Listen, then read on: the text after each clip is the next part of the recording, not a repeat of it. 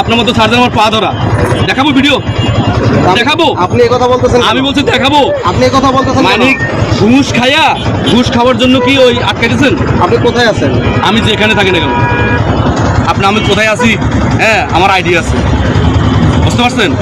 আপনাকে রিকোয়েস্ট করছে দেখুন কত বাইক চলে যায় তাই না মামলা না দিয়ে তাহলে বুঝে দিতে পারতেন না যে ভাই এটা আপনি ভুল করছেন পারতেন নাকি আপনি সংশোধন দিতে পারতেন নাকি সেটা বলেন কত টাকা মামলা ছিল হ্যাঁ 1000 টাকা 1000 টাকার মামলা বিনিময় আপনি আমার পা সার্জেন্ট আপনার পা ধরে পারছে বন্ধু হ্যাঁ ওই যে একটা উল্টা পথে একটা বাইক আসছিল বুঝছো মামলা করছি মামলা করার পরে এক লোক এসে ভিডিও করতেছে তাহলে আমি সার্জেন্ট মিজান সেনাবাহিনী হ্যাঁ তো বলতেছে যে আমার অনেক এক সার্জেন্টের মানে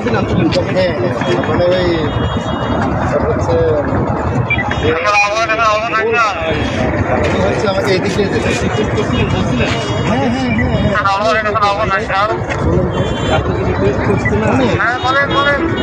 ভুল তো সবাই করে ভুলটাকে তো আপনার মানুষকে দিতে পারে সংশোধন করে দিতে পারে আমি সংশোধন না করে কেন মানে উল্টা কথা আসছে আমি ওনাকে প্রতিবেশন দিয়েছি দিয়েছেন আপনি কিন্তু ওনার সাথে কোনো খারাপ ব্যবহার করা হয় না কোনোভাবে ওনাকে আমরা হেল্প করেছি না খারাপ ব্যবহার করেন নাই আপনার পরিচয়টা কেন আমার পরিচয় আপনার জানা দরকার কেন আমার পরিচয় আপনি জানতে পারবেন হ্যাঁ আমার পরিচয় ছাড়া আপনি আমার সাথে আপনি কথা বলতে আচ্ছা আপনি ভিডিও করতে আমার পরিচয় ছাড়া হ্যাঁ আপনার সাথে কথা বলতেছেন শুধু দুরূপ মনে করি আপনি ওনার কথা নিছে হ্যাঁ ওনার এবং আপনারও নিচ্ছে আচ্ছা ঠিক আছে ঠিক আছে আপনি কোন ইয়েতে আছেন হ্যাঁ যাত্রাবাড়িতে হ্যাঁ স্যার উল্টা পথে একটা বাইক আসতেই পারে আমাদের দেশের জনগণ অনেক সময় উল্টা পথে যায় কিন্তু এখানে তো এমন না যে এখানে বড় ধরনের কোনো জ্যাম পড়ে আছে উল্টা পথে ঢুকছে কেন বিষয়টা স্যার এরকম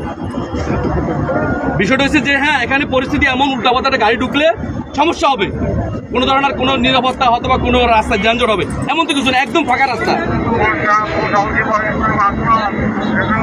না মিছিল করে আসতে হবে কিন্তু সেটা বলেন না স্যার কিন্তু ওনারা কি করে মামলার ভয় দেখায়া হ্যাঁ সাধারণ মামলার ভয় দেখায়া ওই যে পরে আড়ালে যায় হ্যাঁ আড়ালে যায় আপনাকে এটাকে একটা বাড়তি ঝামেলা আমি করছি মূলত এখানে নয়ন ভাই টাকাও খায় নাই খারাপ ব্যবহার করে নাই কোনো ধরনের মিসবিহেভ করে নাই আমার সাথেও না কিন্তু আমিও বাইক চালাচ্ছিলাম উনি বাইক চালাচ্ছে তো ওনার প্রতি একটু সহানুভূতি দেখাতে যে আমি এই অপরাধের সাথে জড়াইছি বিষয়টা ওনার এই প্রশাসনের বিষয়ে আমি আসলে মন্তব্য করছি যে আমার করা ঠিক হয় না আমি একজন সেনাবাহিনীর লোক হইয়া আরেকজন পুলিশের বিরুদ্ধে কথা বলাটা আমার ঠিক হয়নি আমি ক্ষমা প্রার্থী আমি যা বলছি পুলিশের বিরুদ্ধে এর জন্য আমি অনুতপ্ত আমি আর কখনো বলবো না আমি